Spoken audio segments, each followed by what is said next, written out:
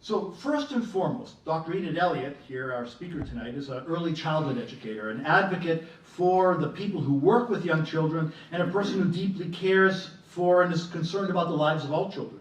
While her career in early childhood education is more than 4 decades old, and I know she doesn't look that old, she's now widely seen in British Columbia and indeed in Canada as one of the founding mothers, you might say, of the nature kindergarten movement.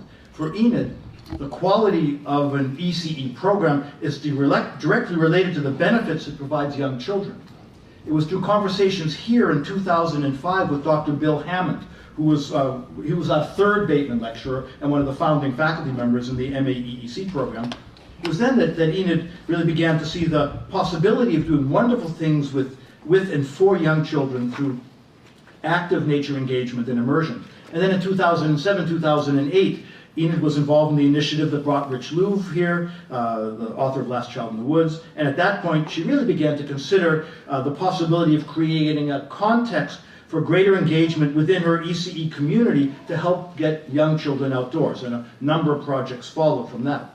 By 2010, Enid had connected with a school principal in the Sauk School District, on the other side here, Frances Krusikoff, who had just returned from with her family from a semester in Germany, and where Frances' son had attended a Wald kindergarten, a forest kindergarten. These kinds of kindergartens, common in Northern Europe and Scandinavia, have the young children outside for much of the day in natural settings for the first year of schooling. Through a series of meetings and discussions driven by Enid and Frances, and involving a wide range of community members who just showed up, who just wanted to be there. A bunch of them are sitting here right now. One just walked in the room. And working with local First Nations as well, all part of this. The Sauk Nature Kindergarten initiative was announced in the fall of 2011 here on campus when one of our students, Colin Harris, completed a cross-Canada run from Newfoundland to British Columbia to raise awareness of the importance of getting kids outside.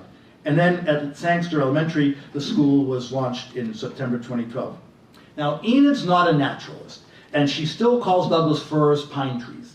But she's put her considerable intellect and passion, always working with other people, towards creating a true educational innovation in our province, an innovation that has already begun to spread both provincially and nationally, and an innovation that will help generate new generations of individuals with strong emotional connections to place, nature, and to the creatures we share the world with. But perhaps the best reward that Enid will see for her work is that in September 2014, next month, the South Park Family School, elementary school in Enid's neighborhood in Victoria, the school that all of her children attended, will have Victoria's first coastal kindergarten.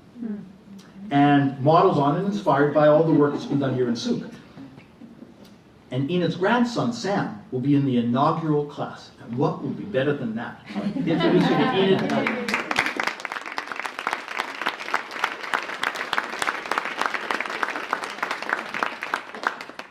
Now that Rick has shared all my secrets and given half my talk, I can probably sit down. So it's really, truly an honor to be here, and a great honor to follow many of the Bateman speakers that have been here. I mean, how wonderful. Royal Roads is certainly a supporter of many of the values of the Nature Kindergarten, and it's true, Royal Roads was a big help in getting this program off the ground. So I need you to imagine it's not just me up here, but there's a whole group, a whole community of people who are stand up here with me. I can't take really credit for this. But before I go any further, I'd like to begin the evening by acknowledging the ancestors of these beautiful lands, the Quetzalcoatl and the Lekwungen, Esquimalt and Songhees families. It's an honor and privilege to be here where the land has been honored and cared for, and children loved and cherished for thousands of years. So where we are is truly a magical place of water, cloud, and green, and offers us connection to a larger community. And the children in the Nature Kindergarten feel that pull to connect, and they have learned to cherish the place during their kindergarten year. And one of the things that I've learned from the Nature Kindergarten is it's a really good idea to have something in your hands when you have to sit. It helps your mind slow down and focus. So just take something and hopefully relax. And we'll take this journey together. And I'll just share some pictures of children and how they manage to sit in circle time. Because our bodies need small movements. You watch a baby, I think there are a couple of babies here, and they're never completely still. Sometimes just their feet are going, but they are always moving. And I like this quote from Ursula Le Guin, who reminds us that it's important to acknowledge both our bodies and our minds, and our memories are also connected to both our minds and our bodies because they inform each other. So now that you've got something in your hands and you're all relaxing, I would like you to just take a minute to think a little bit about your own experiences, your early memories of being outside. I'm sure that a lot of the students here have been doing some of this anyway, but maybe if you can just think about how it felt, how it tasted, what sounds you maybe heard, what you saw, just because you will take some of those feelings with us as you look at the pictures of the children who go outside. So maybe we'll take just a couple seconds. Go there.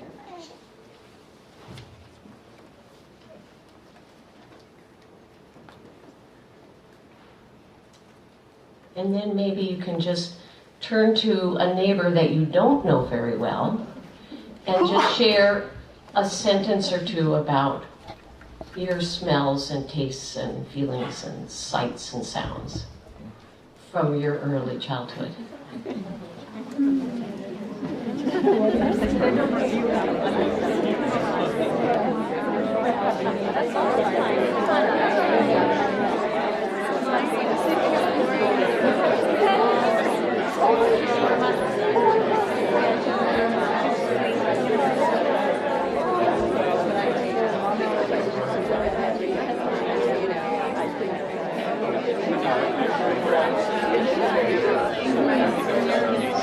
So maybe just start to end your conversation, because usually when these conversations start, they can go on for a long time.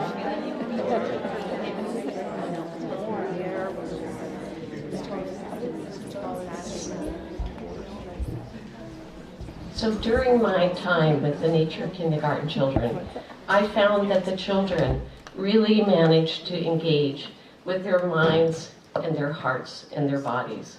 Through their bodies, they connect with each other and the world around them, our greater community. In my 2 years of following the nature kindergarten, the children have reminded me how much they are whole beings, full of physical, intellectual, emotional, and spiritual energy. They are breathing, sensing bodies. And they also remind me that we have to take risks in life or we won't do anything at all. And that children learn to scramble to the top of the tree or branch, and they learn to judge their ability to take risks. They learn that the tree, the branch, has messages for them, and they respond to the branch's invitation for relationship. Each child does it differently. So many different ways up the tree, and so many different ways to have a conversation with the tree, and no way is the right way. Each child developed confidence they needed to gain, and they learned to listen to themselves as they learned to listen to the tree. Are you safe for me? What can you tell me about the woods? And they listen to themselves. Can I do this? Can I reach the top? And what way should I put my feet, my legs, my arms, my hands? And it's different for each child. This photo was taken in October, when the children were just settling in. Not all the children were used to climbing trees or climbing slippery logs and rocks. but with time and practice, they learn to be comfortable. This photo was taken a few months later. Well, thanks, Rick. I got two there. So the inspiration for this idea, actually, you've already heard a lot about from Rick. But the Nature Kindergarten story began over 3 years ago. And I was working with early childhood educators on how to get kids outside and how to naturalize their spaces. And then I heard about Frances Krusakov, who is an unbelievable champion in the school system. And she was interested, after her year in Germany, on how could this happen in Canada. And so she and I got together for coffee, and I said, well, you know, I think Royal Roads and UVic and Camosun might be interested. I'll see if I can rally those people, and she rallied the school district. And I want to say that Jim Cambridge, the superintendent, was really a great supporter, and with his support, Frances could really go forward. And I have to tell you that neither he nor the board, the school board, ever mentioned the word liability. Nope.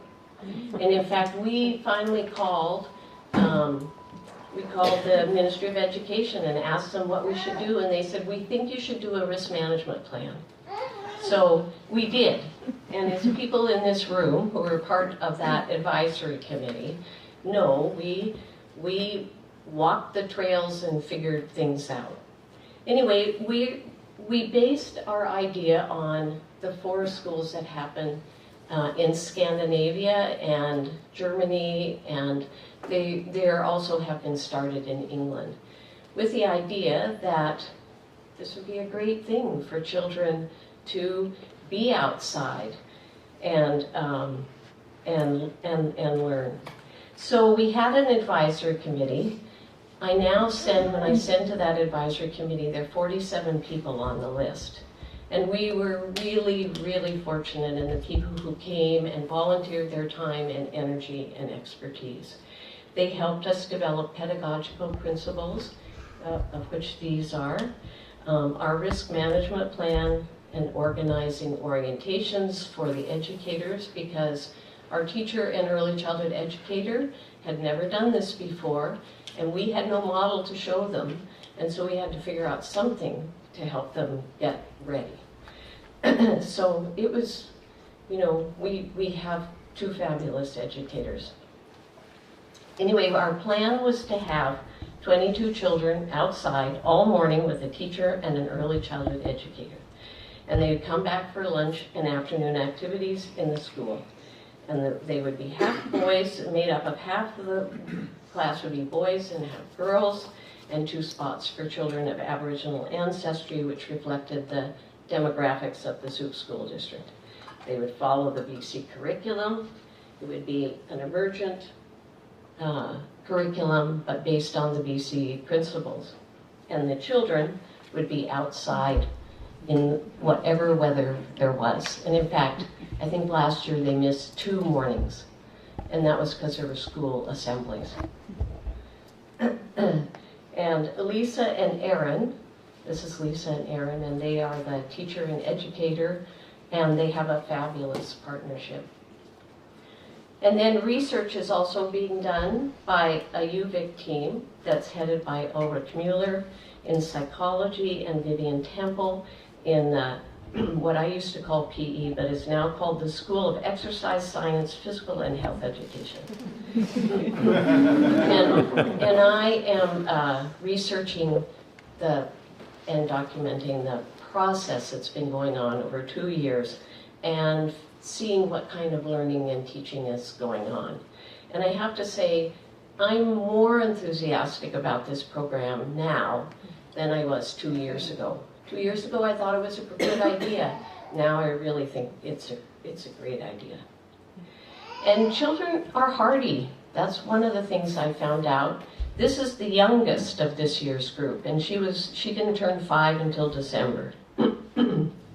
They walk half a kilometer each way to the site that they visit without too much complaining, more complaining in September than in June.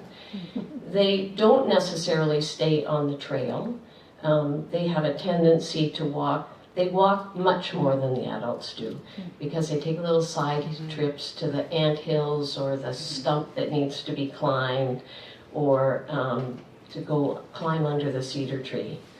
And some, on windy days, they go down to the lagoon because of our risk management plan says that the danger of falling things, so they head down to the lagoon.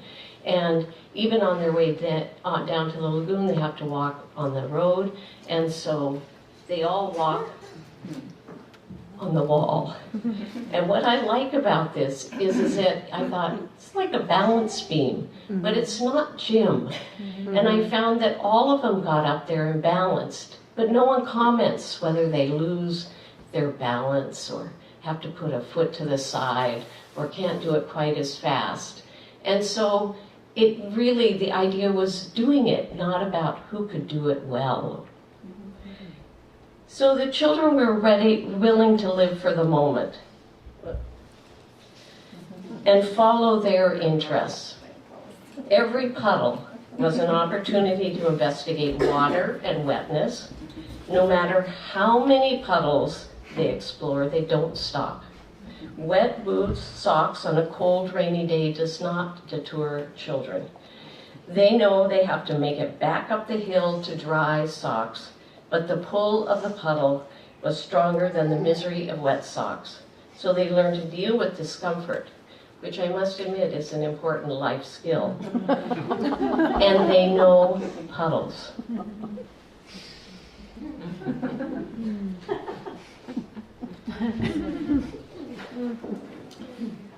They also know worms. Where there are puddles, there are worms. They grew their understanding on multiple levels. Worms came out when it rains, and children got to know worms on an individual basis or in a group. These children will have a three-dimensional knowledge of worms, how they look, feel, and act and smell, and how they act when they're in a palm or in a pocket. They will not just be a picture in a book or a set of facts. Worms took on personalities and histories and had an authenticity that reading about them does not convey. Sometimes worms were cared for, and other times they were investigated. Children are not always kind or thoughtful. Nature stays in nature was one of the things Lisa and Aaron always said, but sometimes the worm stayed in the pocket.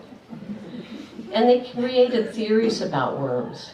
In fact, the teachers really encouraged the children to create theories about what they saw and felt. And walking up the hill one time with a little guy who had two worms in his hand, he was showing them to me and he said, it's a boy worm and a girl worm. And I said, how do you know? And he said, because the girl worm is long and skinny. I said, oh, wow. And the teacher, overhearing that, said, you know, I think there's a book about worms in the library. Maybe we'll get one. And so the next week, I was walking up the hill with the same fellow, and he showed me his worm, and I said, is it a boy worm or a girl worm? And he looked at me like I was really stupid. And he said, worms are half boy and half girl. Cool.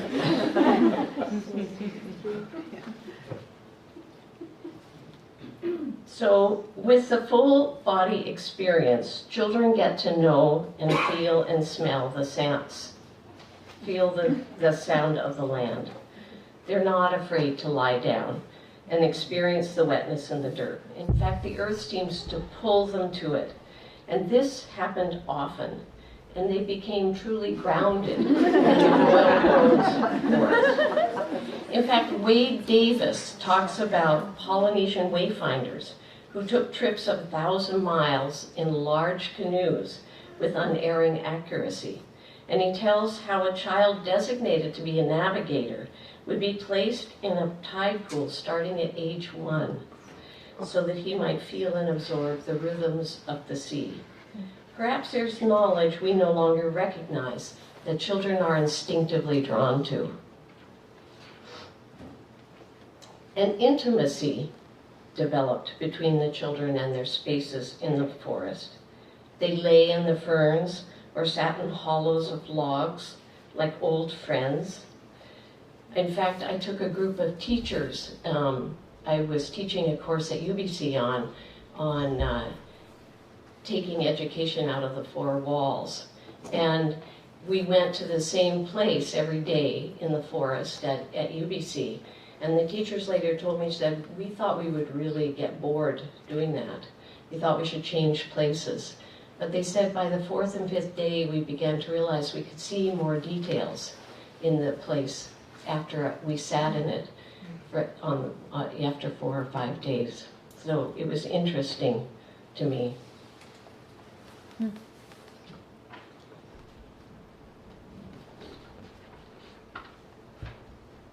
And along with this intimacy was a caring for and empathy with the creatures and other materials found in the woods. Old age homes for worms, sometimes old age homes for pregnant worms. I wasn't quite sure how that one worked.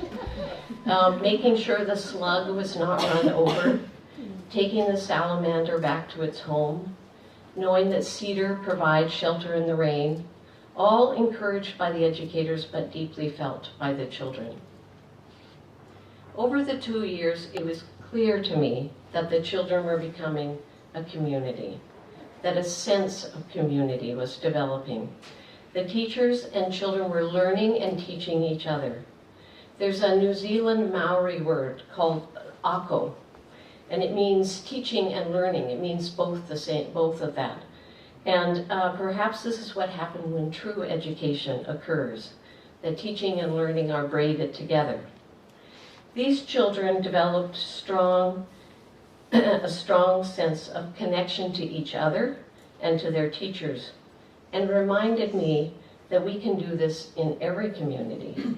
It's not necessarily about the nature kindergarten, but about what we can all do, and that community sustains us all. The children also became visible in our community. I like this part too, that actually children came out of school so that the greater community can see the children. And in fact, the dogs and the walkers and the hikers in the railroad forest got to see them. Even Mr. High Five Man, which is what the children called, a fellow who trains for marathons. And he always seemed to pass them around the same time each morning, and the kids got to know they all stand there like this and he'd give them a high five as they went by. Even the local barred owl. A powerful piece of the children's learning about community was the inclusion of the First Nations narratives. The Royal Roads Forest holds many stories of community.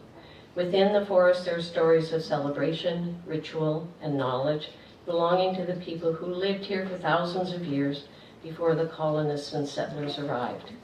An Aboriginal support worker joined the children one morning a week and shared stories and knowledge that broadened or deepened the children's understanding of the place or brought an elder to share their wisdom. Parents from both years of the Nature Kindergarten have shared their surprise and delight at how these narratives impacted their children. Children used the power of the cedar tree when climbing the hill back to their classroom, or understand that local First Nations have been here a long time, much longer than many of their families. And these narratives are important because they share understandings that enrich and deepen our knowledge of a place, giving a different perspective for the children, and provide what Greenwood calls a critical pedagogy of place. For all of us, our understanding and appreciation is deepened when we listen to the words of Camosun healer Teresa Thorne, as quoted by Nancy Turner in her book, The Earth's Blanket. The water is strong, the water is alive. Talk to the water. Always face east when you go in. Everything around you is alive, the trees and rocks. Always pray when you pick medicines. Always have a clear mind when you pick medicines and talk to the plants. And it's interesting that when I read this question, because one of the things the children were considering and talking about this year was whether water was alive, because water moves and water holds you. I'm not sure whether they ever answered the question. And I think that by acknowledging our First Nations histories and narratives, just as we acknowledge their vital presence in our communities, we open ourselves to learning from the richness of their long knowledge of a place. Children learn to thank their site when they left for the day by raising their hands and saying Haichika. In the best kind of community, we learn to include everyone and take care of each other and to trust each other, to learn from each other and teach each other. And the first step to creating a community is creating a sense of safety.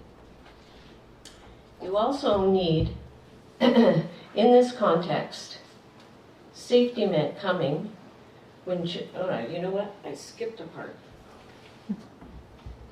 They had to learn to care for each other. The educators, of course, encouraged that cohesion and caring. And the environment also encouraged it, because you have to pay attention on a slippery log. And the children knew there are risks and dangers, but they learned to be safe. We believed that safety would happen if the children took responsibility for their own safety and were concerned for others. They needed to know some basic limits. We all need safety in our communities. It's a basic requirement.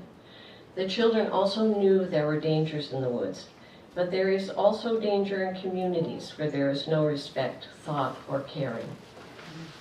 In this context, safety meant coming when the teachers gave a certain call, keeping in the bounds, staying in sight of the teacher, watching out for friends, and knowing what to do if lost or you saw a cougar. You also have to trust someone is there to help you, that you can count on each other. Safety is not about obedience, but trusting yourself and your companions and knowing what to do. Like having a first aid course, which the children did in September, and a first aid kit in your backpack. So this February, when I was with Erin's group of 11 children, the teacher and the early childhood educator divided the children into two, so there were 11 in each group. And I was walking back with Erin's group back to the school for lunch, and we passed this stump. These aren't the boys involved in this, but all the children liked doing this, and they would climb to the top of the stump, and then there was kind of like a natural slide, and they would go down the slide. And so these two boys stopped to do that. The rest of us headed back to the gate for lunch, and we waited at the gate, and there was no boys. And we didn't see them. It was too far to hear them clearly. So after a little wait, I went back, and the boy who was sliding down had gotten one of those elastic cords from his backpack caught on the stump, and he couldn't get loose because he's sliding down. And the other fellow was working to free him, but of course the cord was pretty taut and it was hard to do. Neither were worried or scared. They were both in charge of the situation. They trusted each other and the group. By building relationships, they had become a community where each child was valued for what they brought, understood, and they accepted their challenges and were encouraged to be an active member of the community. Children were able to accept differences more easily outside. We had one little girl the first year who liked to be a dog, and she would bark all morning, some mornings. But outside, it's much easier to accept a barking dog than inside the four walls of the classroom. And there was no way always right way to climb a log. And in fact, I had one instance where I happened to be standing near at the end of the year this boy who was going to jump off a log this high. And I said to him, "Are you sure you can do that?" "Oh yeah," I said, "no problem, I can do it." I said, "There's a lot of brush down here, and it's not very safe to jump when you don't know where you're landing." "Oh no," he said, "there's a really clear space right there." And I'm thinking, oh, you know, I'm supposed to believe that they know what they can do, and I should encourage him. So I said, "Okay, you can jump." So So he did, and he jumped right in that little space that he knew exactly he could do it. Boy, was he excited. So he ran around to do it again, and on his way, he grabbed 2 more boys to go and do it with him. And I looked at those 2 boys, I thought, I know those 2 boys can't do it, and stuff. But he said, come on, we're gonna do it. So we get there, and he's showing him what to do. And the other 2 boys, so I'm watching them to see what they're gonna do, thinking, oh, I don't know. They did it. But the way they did it, they first sat down on the log and then slid down into that space. Didn't matter. There was no right way of doing it, but it taught me something. Anyway, community was more than classmates and teachers engaged deeply. At times, they were engaged deeply with the materials that they found. They carried rocks downhill to circle time with them. Sticks got carried, often became players in the play. Sticks could be pets, helicopters, swords, blasters, vehicles for slugs. Sticks can extend arms and be tools for digging, measuring, climbing, and a stick can be a paradox. 1 stick can be 2. I was walking down a hill with 4 children, 3 of whom had a stick. And the 3 children who had the sticks were saying, my stick has this on it, and this is what my stick is. And the poor child finally said, I don't have a stick. And the girl next to him said, hey, here. And then all 4 of them had a stick and went happily along.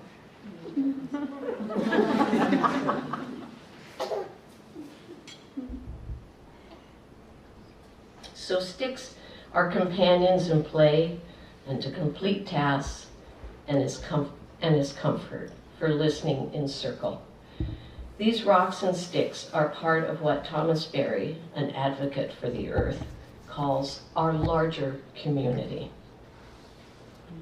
He goes on to say, a child awakens to the universe, the mind of a child to a world of wonder, the imagination of a child to a world of beauty, the emotions of a child to a world of intimacy. It takes a universe to make a child, to educate a child. It takes a universe to fulfill a child. So the universe calls us forth into ourselves. That's the attraction. The universe is the greater self of every being in the universe. So children are becoming at home in the world. They sense this. They spontaneously created rituals that honored the vitality and individuality of the landscape and of the forest. This was a ritual that the children early on in our walk down the trail developed. It's a ritual that it was a big, beautiful tree, and I won't try and say whether it was what it was. It wasn't a pine tree. It was big, and they would go around it. They would walk around it and then continue on. Nobody suggested it to them. They came up with the idea. And the very first time, I happened to be there the first time that they did it, and one of the little girls said, I'm sort of scared to go on the other side of the tree. And the little boy she was standing next to turned to her and said, here, hold my hand. And he marched to her around the tree. And then he turned to her and said, now you can do it on your own.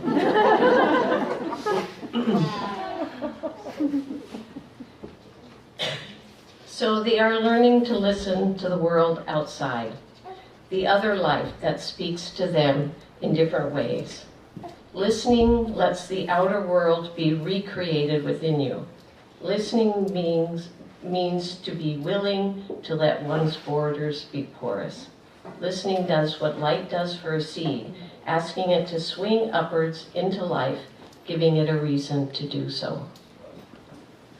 Given a chance, perhaps children do hear what trees have to say, what the worm and a salamander say. One day, Lisa and Aaron asked them to interview a tree. Equipped with clipboard, pencil, and they brainstormed some questions, and they set off to choose their tree. Some questions they asked were, how old are you? How tall are you? What type of tree are you? What types of animals live in you? What kinds of bugs like you? And here's some of the answers that Aaron Van Stone, the ECE, reported. Zoe immediately went to the cedar tree beside her circle, and she asked the tree a question and waited for an answer. Zoe, how are you, tree? Tree, hello? Miss Van Stone, my tree is sleeping. It isn't talking back to me. Miss Van Stone, maybe you need to listen in a different way. Zoe, oh, he said he was good. Tree, is there any animals that visit you? He said a woodpecker. Tegan, tree, how old are you? Presley, is there any other bugs in you? My tree is named Chloe. Jackson, this tree is smooth and bumpy. It's very tall. Ryland, it is hard. Elliot, it told me it's 100 years old. Eric, and 25 meters tall. Brady, no, it's 30 meters tall. Eric, wait a minute, he told me it was 25, it's tricking us.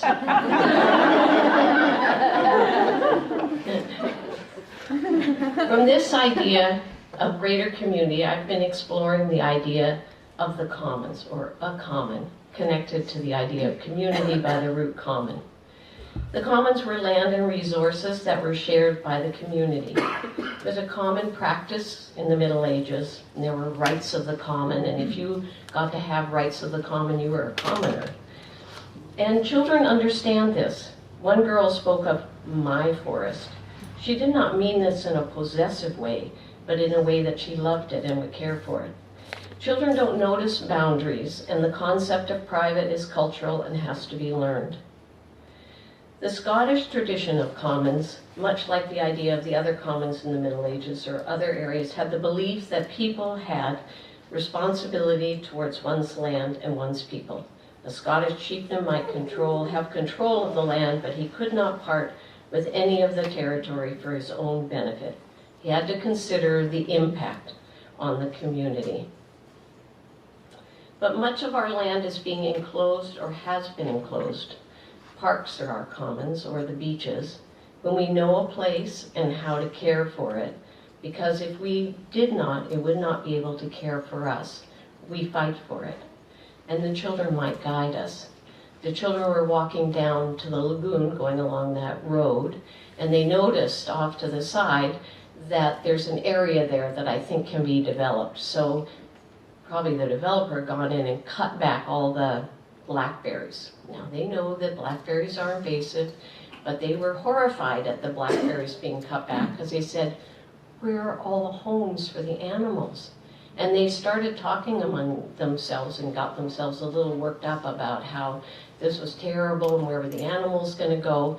And they happened to spy a road crew a little bit down from them. And without warning, they started to yell at the road crew, stop killing nature, stop destroying animals' homes. And the teacher said she was a little bit torn by going, yes! And maybe that's not the best way to deal with it. But the flag person happened to be a woman who was sympathetic and said she would deliver the message for them. So children don't notice the borders or boundaries in the same way, and paths invite and beckon them, and they head out. But we too cross boundaries, and we all create paths of desire.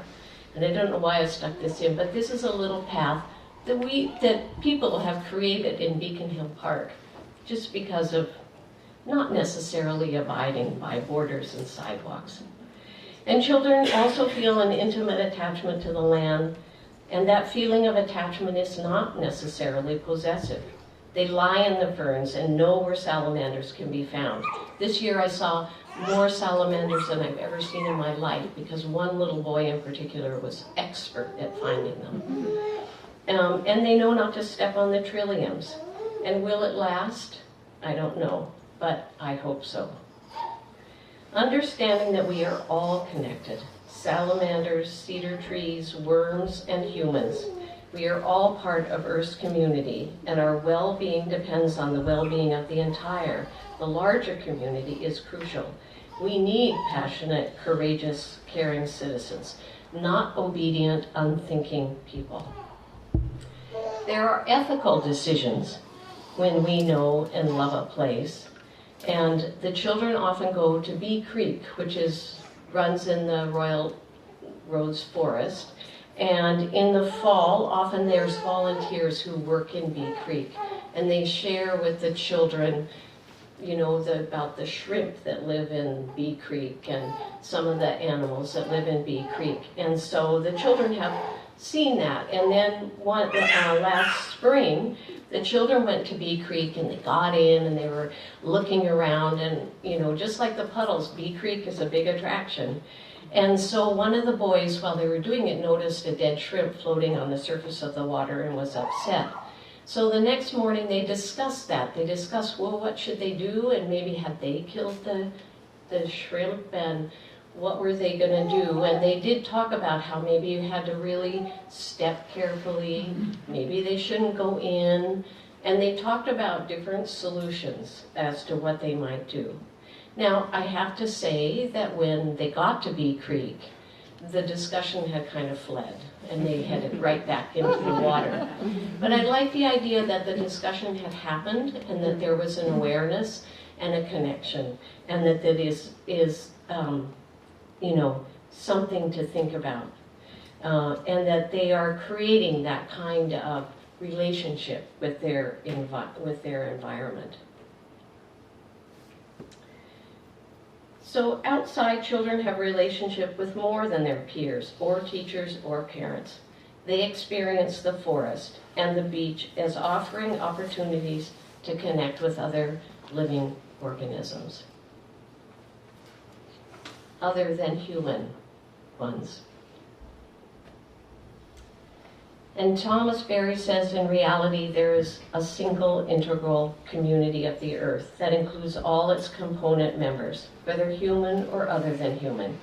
In this community, every being has its own role to fulfill, its own dignity, its inner spontaneity. Every being has its own voice. They wanted to learn about the other creatures, what they ate or did, where they lived. They were curious and asked big questions. How the world began. Was water alive? Why was the crow black? They are interested in the life that surrounds them.